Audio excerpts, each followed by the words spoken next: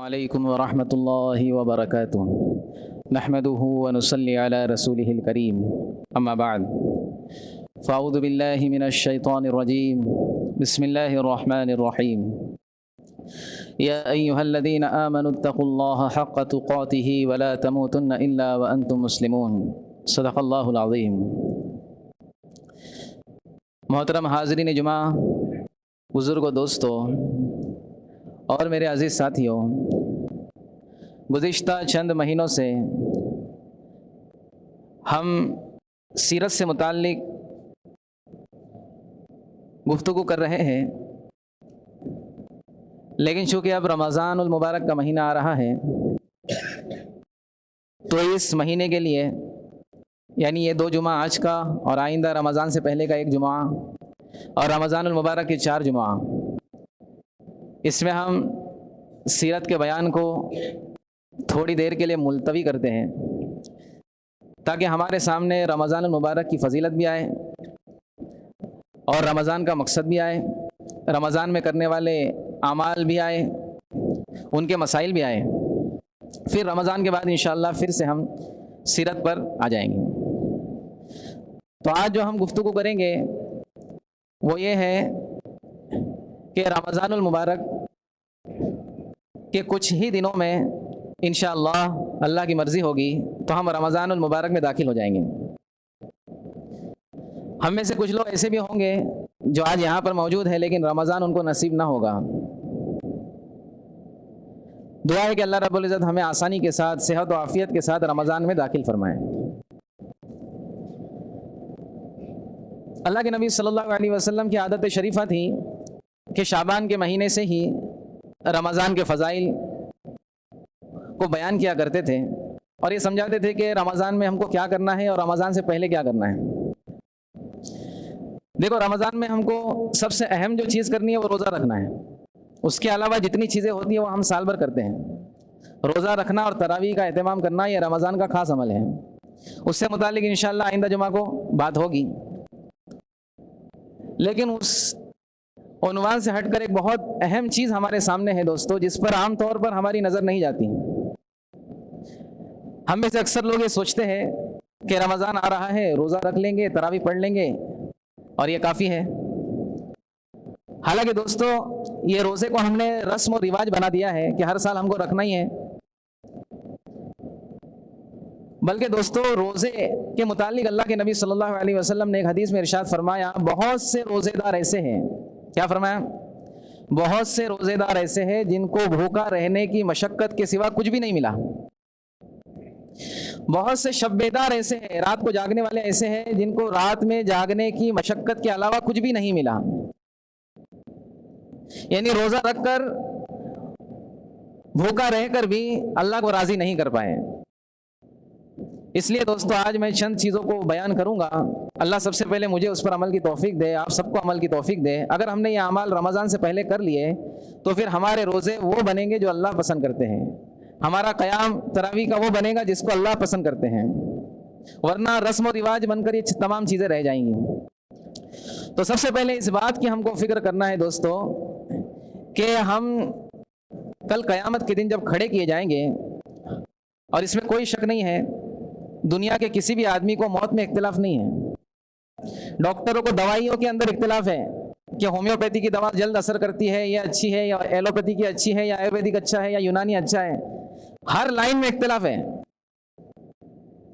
لیکن دوستوں موت میں کسی کو اختلاف نہیں ہے، کسی کو یہ اختلاف نہیں ہے، کوئی کسی کے ذہن میں یہ بات نہیں ہے کہ بھائی مرنا ہے، نہیں مرنا نہیں ہے، ایسا کوئی نہیں بولے گا۔ سب کو جس کو پوچھیں گے وہ بولے گا مرنا ہے، اور ایمان والوں کا عقیدہ یہ ہے کہ مرنا ہے تو مرنے کے بعد زندگی کا حساب کتاب ہوگا۔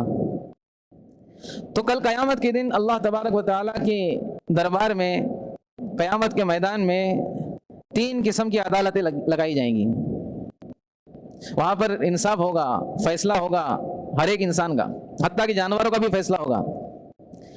روایت میں آتا ہے اگر کسی سنگ والی بکری نے بغیر سنگ والی بکری کو مارا ہوگا تو اس کے بارے میں اس سے پوچھا جائے گا اور اس کا بدلہ دلایا جائے گا اور پھر ان کو مٹی کر دیا جائے گا، لیکن فیصلہ ان کا بھی ہوگا۔ تو سب سے پہلی عدالت جو لگیں گی کل قیامت کے دن جس میں ہماری پیشی ہوں گی، وہ عدالت ہوگی ایمان اور کفر کے پرکھنے کی، کہ سب سے پہلے ایمان کے متعلق پوچھا جائے گا اور ایمان کے متعلق جانچ کی جائے گی کہ یہ بندہ ایمان والا تھا یا مشرک تھا یا کافر تھا، کہ ایمان کے علاوہ اس نے زندگی گزاری۔ وہاں پر کوئی لمبی ہیئرنگ نہیں ہوگی، صرف دیکھا جائے گا کہ اگر شرک تھا، کفر تھا، اب یہ دوسری عدالت میں اس کا معاملہ ٹرانسفر نہیں کیا جائے گا، یہ سیدھا جہنم میں جائے گا۔ اب جو ہے وہاں پر جس کا ایمان ثابت ہو گیا کہ یہ ایمان والا تھا، اس نے کفر نہیں کیا، اس نے شرک نہیں کیا، اب اس کا معاملہ اگلی عدالت میں ٹرانسفر کیا جائے گا، اور اس عدالت کا نام ہے حقوق اللہ۔ اس میں اللہ کے حقوق کے بارے میں پوچھا جائے گا، جو جو چیزیں اللہ رب العزت نے مسلمان اور ایمان والا ہونے کی وجہ سے اس پر فرض کی تھی اور اس کا تعلق اللہ کی ذات سے تھا، اس کے بارے میں پوچھا جائے گا۔ اس عدالت کے اندر دوستو اللہ تبارک و تعالی بہت سارے لوگوں کو معاف کر دیں گے اور بہت ساروں کی پکڑ کریں گے۔ اب وہ اللہ کی مرضی ہے، جس کو چاہے معاف کر دے، جس کو چاہے پکڑ لے، کیونکہ اس کا تعلق اللہ کے حق سے ہے۔ اب یہاں سے جو بچ گیا، یہاں سے جو بچ گیا، اس کا معاملہ تیسری عدالت میں ٹرانسفر کیا جائے گا، اور وہ تیسری عدالت ہوگی حقوق العباد کی۔ یہاں پر بندوں کے حقوق کے متعلق پوچھ ہوں گی۔ پوچھ میں بہت ساری چیزیں ہوں گی۔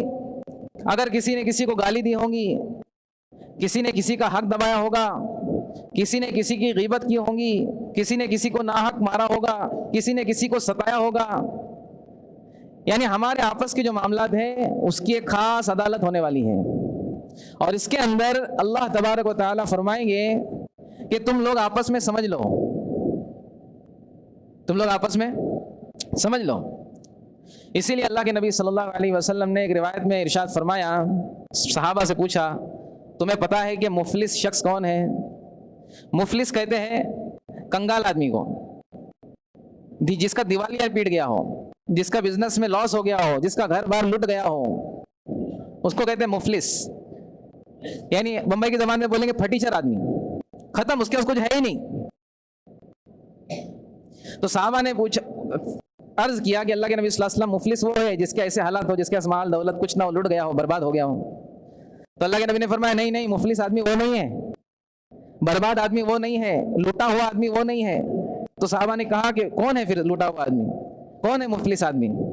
اللہ کے نبی نے فرمایا ایک شخص کل قیامت کے دن اتنے اعمال لے کر آئے گا، اچھے والے اعمال، اخلاص والے اعمال، کیونکہ اخلاص کے بغیر تو اعمال قبول بھی نہیں ہوتے، تو اس کے اعمال کی گارنٹی ہوں گی کہ بہت اچھے اعمال ہیں، اخلاص والے اعمال ہیں، اللہ کو راضی کرنے والے اعمال ہیں، اور اتنے وزن ہوں گے کہ اگر پہاڑوں پر رکھ دیا جائے تو پہاڑ بھی دب جائے، یعنی بہت زیادہ کوانٹیٹی اور کوالٹی کے اعتبار سے وہ اعمال بڑے ہوئے ہوں گے۔ لیکن اس شخص نے کسی کو گالی دی ہوں گی، کسی کا حق دبایا ہوگا، کسی کی زمین کھائی ہوں گی، کسی کی غیبت کی ہوں گی، کسی کو ستایا ہوگا،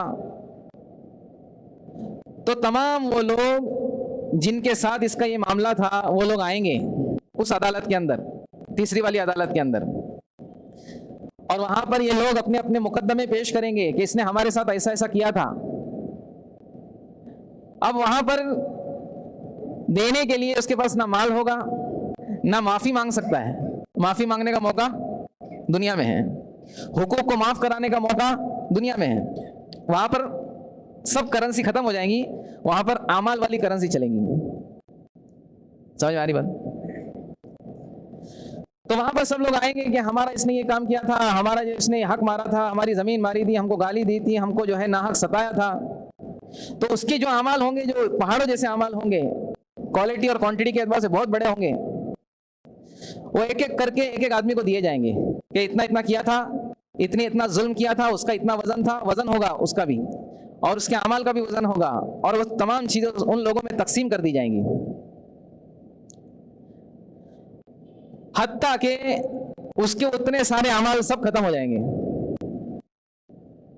اب بھی لائن بچی ہے حق مانگنے والوں کی۔ اب ان لوگوں کے جو گناہ ہیں وہ اس پر لادے جائیں گے، اللہ کے نبی نے فرمایا ان کے سب گناہ جتنا ان کا حساب بنتا تھا وہ اس کے اکاؤنٹ میں ٹرانسفر کیے جائیں گے، اور یہ اتنا بڑا گنہگار بن جائے گا اتنے اعمال ہونے کے باوجود کہ اس کو اوندھے منہ گھسیٹ کر جہنم میں پھینک دیا جائے گا۔ دوستو یہ کوئی قصہ کہانی یا کسی مولوی صاحب کی بات نہیں ہے، یہ جناب رسول اللہ صلی اللہ علیہ وسلم کی حدیث ہے جو ہم سن چکے ہیں۔ معراج میں اللہ کے نبی صلی اللہ علیہ وسلم نے جہنم کو، جنت کو دیکھا، آسمانی سفر کیا، تمام چیزیں اپنی آنکھوں سے دیکھ کر آئے ہیں۔ یہ ایسے نبی کی بات ہے جو نبیوں کے سردار ہے، امام الانبیاء ہے، وہ کہہ رہے ہیں اتنے اعمال ہونے کے باوجود اس کو کھینچ کر، منہ کے بل کھینچ کر جہنم میں پھینک دیا جائے گا، کیونکہ اس نے اعمال تو بہت کیے لیکن اس کو بچانے کی حفاظت نہیں کی۔ اعمال تو بہت کیے لیکن ایسے کام بھی بہت کیے جس سے بندوں کے حقوق کو اس نے تکلیف پہنچائی۔ اس لیے دوستو ہم سب اپنی اپنی ذاتوں کا آج رمضان کے آنے سے پہلے جائزہ لے لیں کہ ہمارے سے کہاں پر کچھ کمی رہ گئی ہے، کوئی گڑبڑی ہو گئی ہے، کسی کا حق مارا گیا ہے، ماں باپ کو ستایا گیا ہے، رشتہ داروں کو ستایا گیا ہے، رشتہ داروں کے بہنوں کے حقوق کو دبا کے بیٹھے ہیں، تو آج ہی اس کو کلیئر کر لیں رمضان کے آنے سے پہلے، ورنہ رمضان آئے گا اور جائے گا، ہمیں کوئی فائدہ نہیں ہوگا۔ تو سب سے پہلی چیز یہ کہ ہم حقوق العباد کو ادا کرنے والے بن جائیں، ہم حقوق العباد کو، کیونکہ دوستو ہم جو سوچتے ہیں یہ میرا ہے، یہ میرا ہے، یہ میرا ہے، ایک جھٹکے میں یہ دوسرے کا ہو جائے گا۔ اللہ کے نبی نے فرمایا انسان کہتا ہے میرا مال میرا مال میرا مال، اس کا مال تو وہ ہے جو اس نے کھا کے ختم کر دیا، جو پہن کے پرانا کر دیا، اور جو اپنے آخرت کے لیے ذخیرہ کر دیا، اس کے علاوہ جو بچے گا وہ تو اس کے وارثوں کا مال ہے۔ ایک آدمی ابھی کروڑ پتی ہے اور انتقال ہو گیا، اب عام لوگوں کو جو کفن پہنائی جاتی ہے وہی اس کو پہنائی جائیں گی، امریکہ سے نہیں منگایا جائے گا کفن کوئی بہت اچھی کوالٹی والا، کوئی خاص قبر کے اندر ماربل کا اور ٹائلوں کا انتظام نہیں کیا جائے گا، عام مسلمانوں کی طرح اس کو بھی دفنایا جائے گا۔ اسی لیے دوستو ہم اس غلط فہمی سے نکل جائیں کہ یہ بھی میرا ہے، وہ بھی میرا ہے، وہ بھی میرا ہے، سب میرا ہے، کسی کا کچھ نہیں ہے۔ انسان یہیں پہ آ کے پھنستا ہے، بڑے بڑے تہجد گزار اسی میں آ کے پھنس جاتے ہیں، بڑے بڑے اعمال کرنے والے اسی میں آ کے پھنس جاتے ہیں۔ اس لیے دوستو سب سے پہلی جو کرنے کی چیز ہے وہ یہ ہے کہ اگر کسی کی غیبت کی ہے اس سے جا کے معافی مانگے، کسی کا حق دبایا ہے اس کو حق لوٹائے، اس سے معافی مانگ کے کام نہیں ہوگا۔ آج کے زمانے میں کوئی ہے دوستو اگر کسی نے میرا 1 لاکھ روپے دبایا مثال کے طور پر اور وہ آ کے مجھ سے معافی مانگے، بھائی معاف کر دے، میں نے تیرا 1 لاکھ روپے لیا تھا معاف کر دے، تو بغیر 1 لاکھ روپے لیے میں معاف کر دوں گا۔ اگر کوئی ایسا آدمی ملے نا بھائی تو وہ بزرگ اور اللہ والا اس کو شمار کرو، سمجھ میں آ رہی بات؟ تو جو حقوق دبائے ہیں وہ تو دینا ہوگا، خالی معافی مانگ کے نہیں ہوگا۔ بعض لوگ جو ہے حقوق دباتے ہیں اور پھر انتقال کے وقت بلاتے ہیں میں مر رہا ہوں مجھ کو معاف کر دے۔ ارے ہو جائیں گا کہ بھائی؟ سامنے والے بولیں گے اچھا دیکھتا ہوں تیرے کو آخرت میں، ٹھیک ہے معاف کر دیا، دیکھتا ہوں بعد میں۔ ارے کوئی معاف کرے گا کیا؟ اتنا بڑا دل اللہ ماشاءاللہ کسی کے پاس ہو، اللہ ہمیں بنا دے ویسا۔ تو ایک چیز یہ کہ جن کے حقوق دبائے ان سے ان کے حقوق لوٹانے کی کوشش کرے، فکر کرے۔ کسی سے قرض لیا ہے اور اس کو چکر پہ چکر دے رہا ہے، گھما رہا ہے واشنگ مشین میں ڈال کے اس کو، تو اس کو گھمانے سے جو ہے بات آ جائے، اس سے وقت لے لیں کہ میں نے قرض لیا تھا ابھی میرے پاس نہیں ہے، 5 لاکھ لیا تھا ابھی خالی 5,000 یہ لے، 5,000 میں تھوڑا تھوڑا کر کے دیتا ہوں، تو یہ بھی انشاءاللہ کام آ جائے گا، اور تھوڑا تھوڑا کر کے اس کو دینے کی فکر کریں۔ ماں باپ اس کو ناراض کر کے بیٹھا ہے، ماں باپ سے معافی مانگ لے، بھائی بہنوں سے رشتے ناطے توڑ کر بیٹھا ہے تو ان سے جو ہے صلح صفائی کر لے۔ دوسرا کام یہ ہے کہ ہم صلہ رحمی کرنے والے بن جائیں، رشتہ داریوں کو جوڑنے والے بن جائیں۔ آج دوستو ہم پرایوں کے ساتھ بہت اچھے سے رہتے ہیں اور رشتہ داروں کے ساتھ ہماری نفرتیں، بغض، عداوت، پھر اس کی وجہ سے جادو ٹونے، اثرات، جنات، کیا کیا چیزیں ہمارے معاشرے کے اندر گندگی پھیلی ہوئی ہے دوستوں، ہر گھر کا یہ حال ہے، الا ماشاءاللہ کوئی گھر اس سے بچا ہو۔ تو اس لیے دوستو اس بات کی فکر کریں کہ ہم رمضان کے آنے سے پہلے صلہ رحمی کرنے والے بن جائیں، رشتوں کو جوڑنے والے بن جائیں۔ اور پھر ابھی وقت بھی ہو گیا اور بھی بہت ساری چیزیں میں نے لکھ کر لایا تھا، تقریباً 12-13 چیزیں 2 ہی میں ختم ہو گیا، لیکن یہ 2 چیز بہت اہم ہیں، انشاءاللہ آئندہ جمعہ کو بھی اس کے متعلق ہم گفتگو کریں گے۔ تو اس بات کو سمجھے دوستو، رمضان جو آیا ہے ہم کو متقی بنانے کے لیے آیا ہے، تو اس میں داخل ہونے سے پہلے ہم پرہیز کرنے والے بن جائیں۔ دیکھو دوستو اگر کوئی شخص بیمار ہے نا تو دوا کھانا اس کے لیے سنت ہے، دوا لینا کیا ہے؟ سنت ہے۔ لیکن پرہیز کرنا واجب ہے. ایک آدمی کو ڈائبٹیز ہے اور وہ کھانے پینے میں احتیاط کر رہا ہے اور ایک وقت کی اس نے دوا نہیں کھائی تو وہ اتنا بیمار نہیں پڑے گا. لیکن ایک آدمی ڈبل دوا کھا رہا ہے ڈائبٹیز کی اور آدھا کلو افلاطون کھا رہا ہے اور 1 کلو گاجر کا حلوہ کھا رہا ہے تو دوا اثر کریں گی بھائی.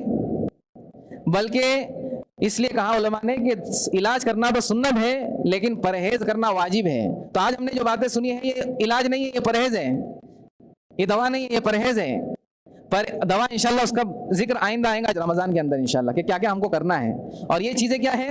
یہ پرہیز کے اعتبار سے جس سے ہمارے ایمان کی اعمال کی حفاظت ہوگی انشاءاللہ. اللہ رب العزت ہم سب کو کہنے سننے پر عمل کی توفیق عطا فرمائے. مل کر بیٹھے.